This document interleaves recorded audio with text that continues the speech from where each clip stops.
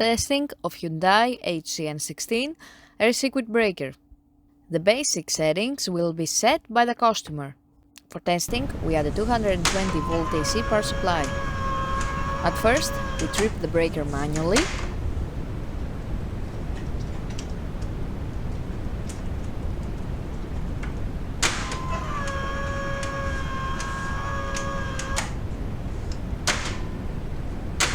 Then we trip the breaker with the help of the UVT.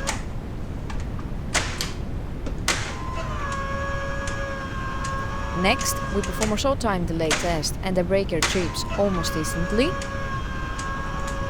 And lastly, we perform a long time delay test and the breaker trips.